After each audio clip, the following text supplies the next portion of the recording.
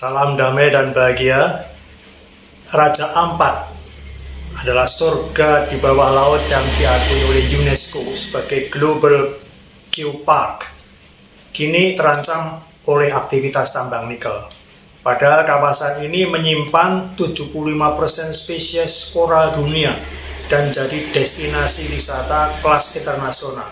Tapi apa tanggapan pemerintah? Kok baru sekarang heboh ya?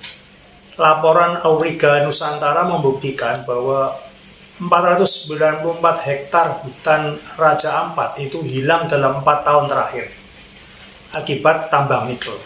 Sedimen dari tambang itu mencemari laut, membunuh terumbu karang dan ikan. Padahal UNESCO menetapkan kawasan ini sebagai Global Geopark itu sejak tahun 2023. Greenpeace membongkar fakta mengerikan, lebih dari 500 hektar hutan di Pulau Gap, KW, dan Manuran itu dibabat untuk tambang nikel. Limbah sedimentasi mencemari pantai, bahkan kolam pengendapan PT ASP jebol hingga mengeruhkan laut. Padahal pulau-pulau ini dilindungi oleh Undang-Undang Nomor 1 Tahun 2014 tentang pulau kecil. Tapi malah jadi lokasi tambang yang katanya ilegal. Anehnya reaksi Menteri ESDM yang kaget dan malah kemudian bilang tidak ada masalah dengan pertambangan nikel di Raja Ampat. Ini yang bikin publik geram ya. Menteri SDM Bahlil Lahadalia bilang tidak ada sedimentasi saat inspeksi di Pulau Gap.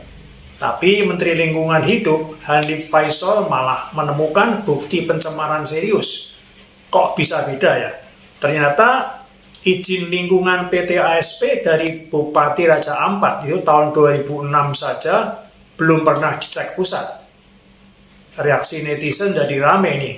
Tambang sudah beroperasi tahun 2013 kok Menteri baru tahun 2025 ini kaget. Izin PT Gap Nikel bahkan sudah ada sejak era Presiden Habibie. Ini keterlambatan informasi atau AB pengawasan? Pertambangan nikel di Raja Ampat akan mengancam pariwisata dan ekosistem. Pelaku wisata akan sedih. Pulau KW yang punya terumbu karang cantik bisa hilang sebelum sempat dikembangkan. Padahal Raja Ampat menyumbang devisa besar dari turis mancanegara. Jika rusak, Indonesia bisa dapat cap dirty nickel yang justru akan bikin investor akan kabur. Menteri KLH akhirnya berancang-ancang cabut izin dan proses hukum. Tapi apakah ini hanya tindakan simbolis?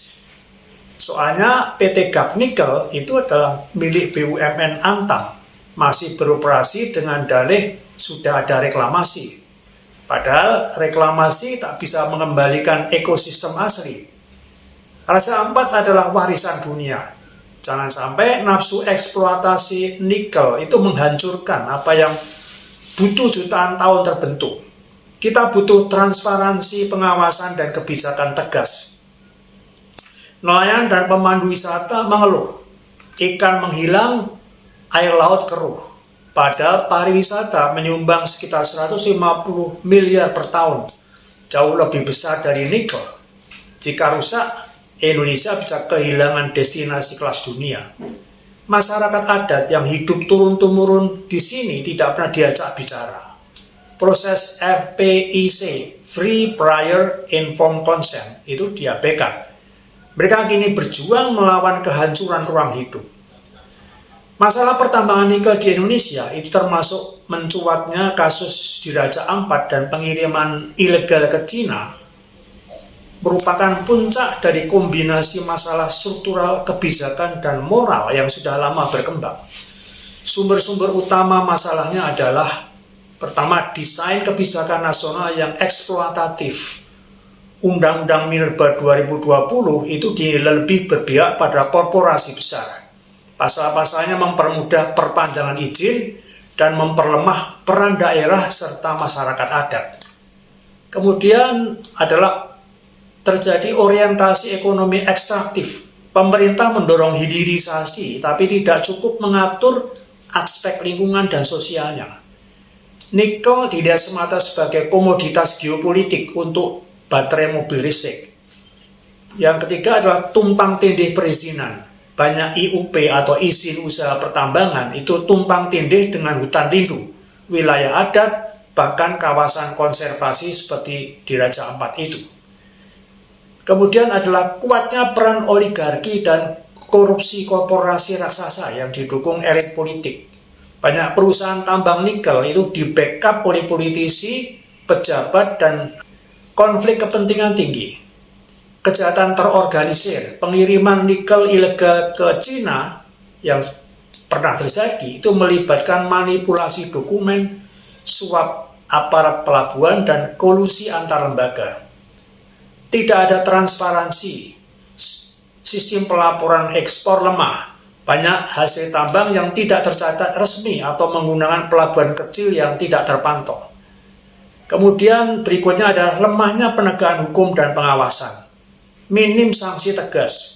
Banyak kasus perusakan lingkungan itu hanya berakhir dengan sanksi administratif atau denda ringan. Tidak ada efek jera. Kurangnya pengawasan lapangan. Berikutnya, aparat pengawas, misalnya inspektorat tambang, polisi hutan, dinas lingkungan, itu kekurangan sumber daya dan sering kompromi saja dengan perusahaan.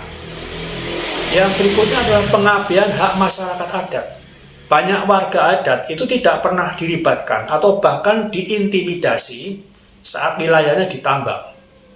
Kemudian faktor berikutnya adalah permintaan global dan permainan harga tingginya permintaan dunia. Cina sangat membutuhkan nikel untuk produksi baterai kendaraan listrik, sehingga terjadi tekanan besar terhadap pasokan. Faktor berikutnya, harga tinggi itu mendorong penjarahan. Harga nikel yang menggiurkan itu membuat mafia tambang berlomba mengejar keuntungan cepat tanpa peduli aturan. Faktor berikutnya adalah miskinnya tata kelola lingkungan. AMDAL yang formalitas itu jadi kurang. Analisis dampak lingkungan sering dibuat asal-asalan dan tidak melibatkan masyarakat yang terdampak secara serius. Akibatnya kehancuran ekosistem. Penambangan nikel menghasilkan limbah berat, laterit, menghancurkan hutan tropis, dan mencemari sungai dan laut. Jadi dalam kasus Raja Ampat ini, izin tambang diberikan di wilayah dengan status geopark dunia dan kawasan konservasi laut, yang menunjukkan betapa lemahnya sistem seleksi izin ini. Jadi, masalah keserakan sistemik ini, kombinasi kebijakan yang permisif, kekuatan oligarki, lemahnya hukum, dan gaya pembangunan yang hanya mengejar pertumbuhan ekonomi tanpa etika, itu akan menjadikan tambang nikel sebagai ladang penjaraan terselubung. Kasus tambang nikel Raja Ampat ini menjadi simbol paradoks antara kekayaan alam yang luar biasa dan kerakusan ekonomi yang merusak. Untuk menyelamatkan lingkungan dan mencegah eksploitasi demi oligarki, diperlukan langkah sistemik dan terintegrasi di 5 lini utama: kebijakan, penegakan hukum, masyarakat sipil, teknologi, dan etika spiritual. Pertama, reformasi kebijakan dan regulasi. Moratorium tambang di kawasan ekosistem kritis ini perlu. Segera hentikan sementara moratorium semua izin baru di wilayah sensitif seperti Raja Ampat sampai ada kajian ilmiah yang komprehensif. Kemudian audit segera izin tambang. Lakukan audit yang menyeluruh terhadap semua izin pertambangan, termasuk transparansi asal muasal izin dan keterlibatan dari elit. Revisi Undang-Undang Minerba, revisi pasal-pasal yang membuka peluang eksploitasi besar-besaran tanpa memperhatikan daya dukung lingkungan dan sosial. Kemudian, penegakan hukum yang tegas dan transparan. Penindakan korporasi yang oligarkis, bongkar praktik kong kali kong antara pejabat dan oligarki tambang. Kejaksaan, KPK, dan Polri itu harus proaktif. Yang berikutnya adalah keadilan lingkungan dan ganti rugi. Korporasi yang merusak lingkungan harus didenda besar dan diwajibkan memulihkan kondisi lingkungan atau restorasi ekologis. Kemudian juga perlu adanya pemberdayaan dan partisipasi masyarakat adat, perkuat hak ulayat. Tanah dan laut adat seperti di Raja Ampat harus dilindungi secara legal melalui pengakuan wilayah adat, melalui perda atau SK pemerintah. Kemudian bangkitkan partisipasi komunitas dalam proses perizinan. Harus ada FPIC, Free Prior dan Informed Consent dari masyarakat adat sebelum izin pertambangan diberikan. Kita harus menciptakan ekonomi alternatif hijau, dorong ekonomi berbasis konservasi, ekowisata, perikanan berkelanjutan, dan jasa lingkungan berbasis kearifan lokal. Kita bangkitkan harusnya inovasi teknologi dan ekonomi sirkular, di mana hilirisasi itu ramah lingkungan. Dorong pemrosesan nikel dengan teknologi rendah emisi dan minim limbah. Jangan ekspor yang bahan mentah saja, tapi juga jangan lewat smelter rakus yang rakus energi dan air. Kemudian ciptakan tambang hijau dan reklamasi nyata. Terapkan standar internasional. Kita ciptakan harusnya transformasi etika dan kesadaran kolektif. Kampanye kesadaran ekologis, libatkan tokoh agama, budaya, dan ilmuwan untuk menanamkan kesadaran bahwa bumi bukan milik oligarki, tapi warisan generasi. Bangkitkan pendidikan ekospiritual. Ajarkan bahwa keserakahan terhadap alam adalah bentuk kemunduran moral dan spiritual. Alam adalah titipan, bukan komoditas semata. Bumi itu bukan warisan nenek moyang, tapi pinjaman dari anak cucu. Eksploitasi tambang nikel seperti di Raja Ampat itu bukan soal logistik, melainkan soal etik. Tanpa reformasi moral dan spiritual, teknologi dan hukum hanya akan jadi alat kekuasaan, bukan pelindung kehidupan.